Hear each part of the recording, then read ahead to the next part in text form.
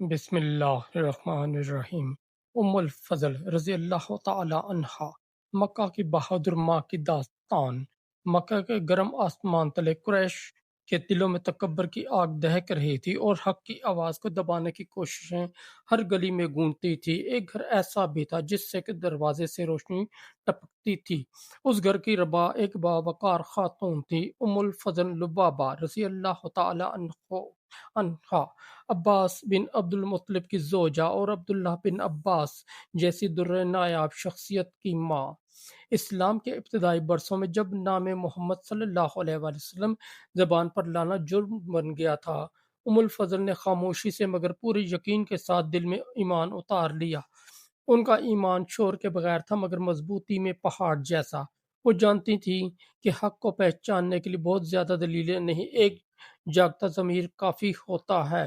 ان کے گھر کا ماحول بدل گیا، چھوٹے قدموں کی چاپ کے ساتھ تلاوت کی مٹھاس گھل گئی، دعا کے سسکتے جملے راتوں کو جگانے لگے اور بچوں کے کانوں میں آہستہ آہستہ ادب، حکمت اور صبر کے مفہوم ریچے جانے لگے۔ غزوہ بدر کے بعد مکہ کی گلیوں میں چرچراہٹ تھی، شکست کا دکھ قریش کے سروں پر چڑھ کر بولتا تھا۔ انہی دنوں ایک واقعہ پیش آیا جس نے الفضل کے باطنی حوصلے کی جھلک پوری بستی کو دکھا دی۔ عباس کے غلام ابو رافع نے مسلمانوں کی کامیابی کی خبر پر خوشی کا اظہار کیا تو ابو لہب کا غرور دل میں لا اٹھا۔ وہ کمزور پر چڑھ دوڑا، خبر گھر پہنچی، الفضل آگے بڑھی، ان کے قدموں میں ڈگمگاہٹ نہ تھی، نگاہ میں عزم تھا۔ انہوں نے اس ظلم کے سامنے دیوار بن کر کھڑے ہونے میں لمحہ بھر نہ لگایا۔ ایک کاری ضرب سے انہوں نے جبر کی زبان بند کر دی۔ یہ محض ایک وار نہ تھا بلکہ اعلان تھا کہ ایمان والی عورت کمزور نہیں ہوتی، وہ گھر کی چار دیواری میں رہ کر بھی حق کی حفاظت کرنا جانتی ہے۔ راتیں گزرتی گئیں، ایک رات الفضل نے خواب دیکھا۔ رسول اکرم صلی اللہ علیہ وآلہ وسلم کے جسم مبارک کا ایک حصہ ان کی گود میں ہے۔ خواب نے انہیں بے چین کر دیا۔ صبح ہوتے ہی وہ بارگاہ نبی میں حاضر ہوئیں۔ نبی کریم نے مہر مسکراہٹ کے ساتھ تعبیر دی کہ فاطمہ کے ہاں ایک بچہ پیدا ہوگا، وہ تمہاری گود میں آئے گا۔ وقت نے ثابت کیا کہ یہ بشارت سچی تھی۔ یوں الفضل کو اہل بیت سے ایک ایسا رشتہ عطا ہوا جس میں محبت بھی تھی، برکت بھی، اور دین کے ساتھ قلبی وابستگی کی خوشبو بھی۔ ان نسبتوں کی اصل بنیاد تقوی اور اخلاص تھا، اس لیے ان کے گھر کی فضا میں سکون اور اعتماد رہتا۔ علم اور دیانت کے باب میں بھی الفضل کا طریقہ نہایت حکیمانہ تھا۔ یوم عرفہ کے موقع پر لوگوں میں سوال تھا کہ کیا رسول اللہ صلی اللہ علیہ وسلم اس دن روزہ رکھتے ہیں؟ الفضل نے الجھانے والی بحثیں نہیں کی، انہوں نے دودھ کا پیالہ بھیج دیا۔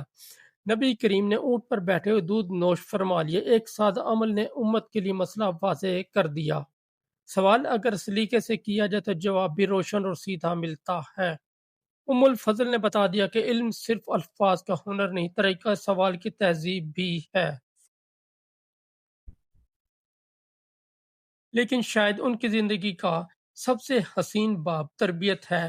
ان کے گھر میں ایک کمسن لڑکا تھا، عبداللہ بن عباس، چمکتی آنکھیں، تند ذہن، نرم دل۔ الفضل نے اس ننھے سے پودے کو محبت، ضبط اور نظم کے پانی سے سینچا۔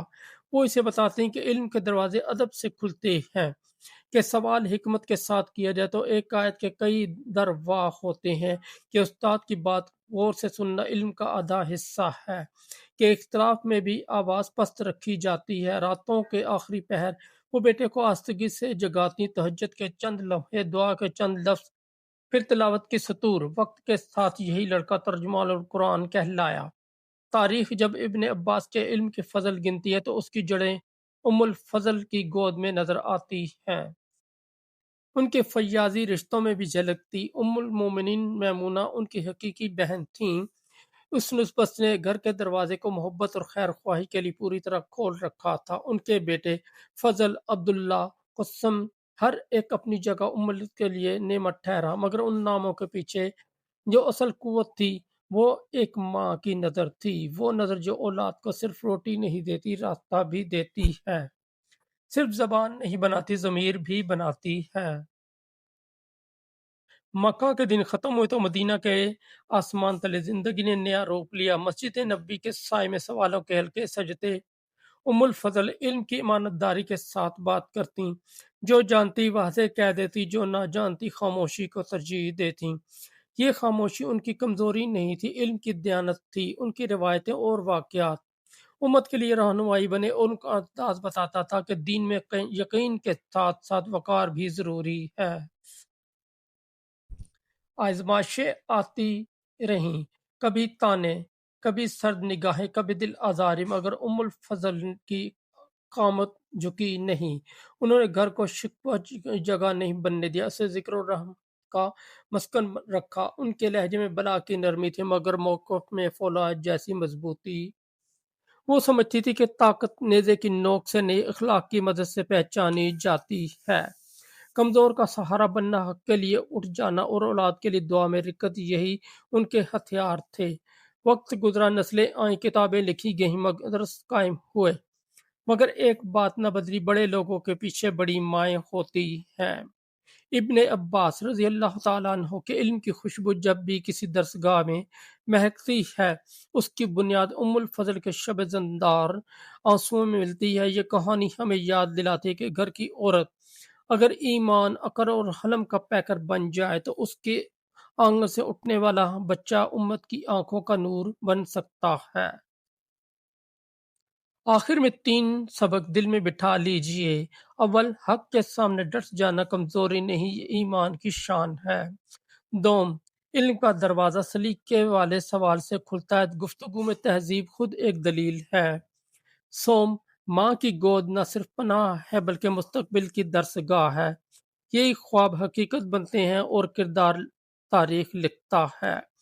यही उम्मुल फजल रजी अल्लाह तआला अन्हा की मीरास है, खामोश रोशनी जो नस्लों के दिल रोशन करती है। दोस्तों, अगर आपको हमारी स्टोरी अच्छी लगी तो हमारे इस चैनल को सब्सक्राइब कर दें, इस वीडियो को लाइक और दोस्तों के साथ शेयर कर दें। बहुत शुक्रिया।